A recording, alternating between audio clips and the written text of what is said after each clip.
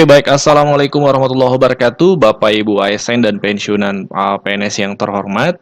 Kembali lagi di channel ASN Abad 21, channel yang komit untuk menyampaikan informasi fakta dan channel yang konsisten anti terhadap berita hoax.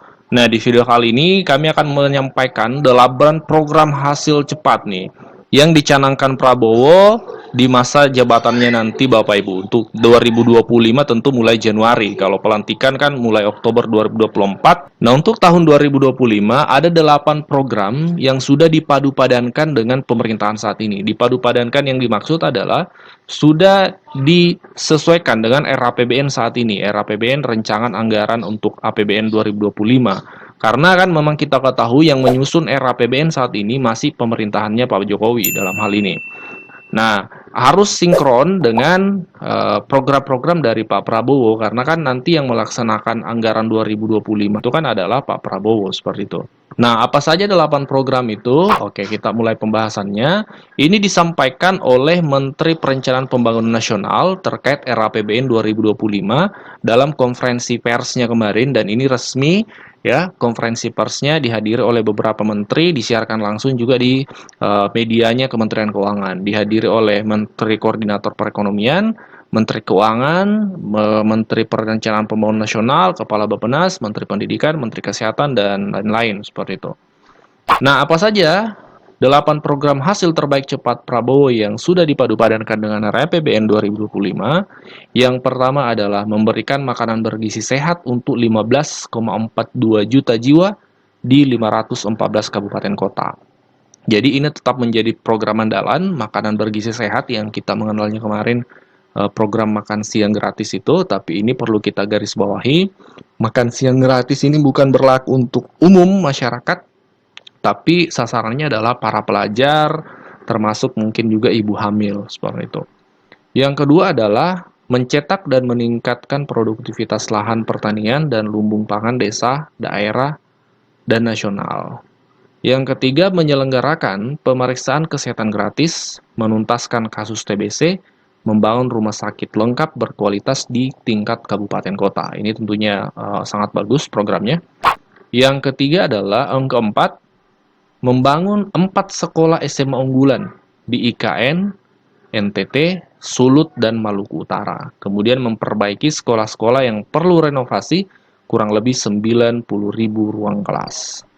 Yang kelima, melanjutkan dan menambahkan program kartu kesejahteraan sosial, serta kartu usaha untuk menghilangkan kemiskinan absolut. Kemudian pembangunan infrastruktur desa dan menjamin penyediaan rumah murah, bersanitasi baik untuk yang membutuhkan, terutama generasi milenial dan 914.573 unit hunian tapak dan vertikal. Yang ketujuh, menaikkan gaji ASN. Nah, ini yang terkhusus untuk Bapak Ibu ASN, termasuk juga pensiunan. Kenapa? Karena ketika berbicara kenaikan gaji ASN, maka polanya selama ini itu tetap bersamaan dengan kenaikan gaji pensiunan PNS. Ketika keluar peraturan pemerintah terkait penyesuaian gaji ASN, selalu bersamaan dengan penyesuaian gaji pensiunan. Jadi memang tidak disebut pensiunan, tapi asumsi kami ketika disebutkan ASN ini akan mengarah ke pensiunan. Karena kita ketahui selama ini begitu. Kenaikan gaji 2024, 2019, 2015 ya, 2014 juga itu selalu bersamaan kenaikan gaji itu. Bahkan 2024 kita ketahui kemarin pensiunan itu lebih tinggi di angka 12%, sementara ASN aktif 8%. Nah, menaikkan gaji ASN terutama guru, dosen, nakes, penyuluh, TNI dan Polri secara bertahap. Kemudian yang kedelapan, mengoptimalisasikan penerimaan negara. Ini 8 program hasil terbaik cepat Prabowo yang sudah dipadu-padankan dengan RAPBN 2025. Kita berharap kenaikan gaji ASN ini juga tetap mengikuti pola yang sudah ada, disusul dengan di mana ketika gaji ASN naik, pensiunan juga ada kenaikan gaji. Memang di sini ada redaksi terutama guru, dosen, nakes, penyuluh, TNI, Polri secara bertahap. Tapi secara teknis Bapak Ibu ini belum ada disampaikan baik dalam bentuk juknis atau seperti apa belum ada. Yang disebut adalah menaikkan gaji ASN seperti itu Bapak Ibu. Kami akan update informasinya kalau memang ada informasi terbaru dan valid. Hingga selanjutnya Bapak Ibu Menteri, jatahnya kami kurangi tinggal 5 menit. 5 kali 6, 30 menit, karena selanjutnya ada sebagian dari kita perlu berangkat ke IKN. Oleh karena itu kami persilakan Bapak Menteri Bappenas, Pak Soeharto, 5 menit. 5 menit. Baik, terima kasih. Assalamualaikum warahmatullahi wabarakatuh. Pertama tadi, penduduk Maret 2024 catat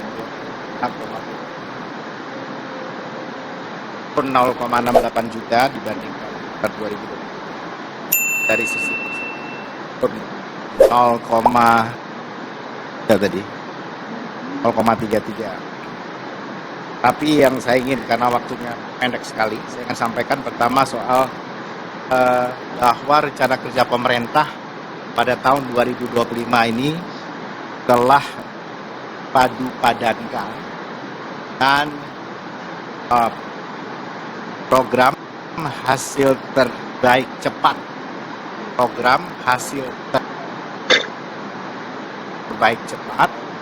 yang dikenalkan oleh Presiden dan Wakil Presiden terpilih. Secara singkat saja mengenai program hasil terbaik cepat ini yang kami share saja. Tadi sudah disampaikan, pertama misalnya ini yang memberikan makanan bergizi sehat di sekolah untuk meliputi 15,42 juta jiwa di 514 kabupaten kota. Dan yang kedua adalah mencetak dan meningkatkan produktivitas lahan pertanian dan lumbung pangan desa, daerah dan nasional. Dan ini adalah luas intervensi indeks pertanaman sekitar 50 sampai 80 ribu hektar, dan luas cetak sawah ekstensifikasi sawah baru 250. Yang indikasi lokasinya dari Papua Selatan, Sumsel, Kalteng, Kaltara, NTT, dan Lampung. Kemudian menyelenggarakan pemeriksaan kesehatan gratis, menuntaskan kasus TBC dengan sasaran penurunan TB menjadi 272 per 100. Membangun rumah sakit lengkap berkualitas di kabupaten kota. Yang keempat adalah membangun 4 sekolah SMA unggulan di IKN, NTT, Sulut, dan Maluku Utara. Memperbaiki sekolah-sekolah yang perlu renovasi sebanyak kurang lebih 90.000 ruang kelas. Yang kelima, melanjutkan dan menambahkan program kartu kesejahteraan sosial serta kartu usaha untuk menghilangkan kemiskinan absolut yang tahun ini telah mencapai 0,8, tahun depan adalah targetnya 0%. Kemudian yang keenam adalah pembangunan infrastruktur desa dan menjamin penyediaan rumah bersanitasi baik untuk yang membutuhkan, terutama generasi milenial, generasi Z, dan masyarakat berpenghasilan rendah sebanyak 914.573 unit hunian tapak dan hunian vertikal dan 563,1 hektar pemukiman kumuh. Yang ketujuh, penaikan gaji aparatur sipil negara, terutama guru, dosen, tenaga kesehatan, dan penyuluh, serta Tentara Nasional Indonesia, Kepolisian Republik Indonesia secara bertahap. Dan yang ke-8 adalah mengoptimalisasikan penerimaan negara. Saya kira secara ringkas itu yang saya ingin sampaikan. Terima kasih. Assalamualaikum warahmatullahi wabarakatuh. Terima kasih Pak Menteri Bappenas, silakan meninggalkan.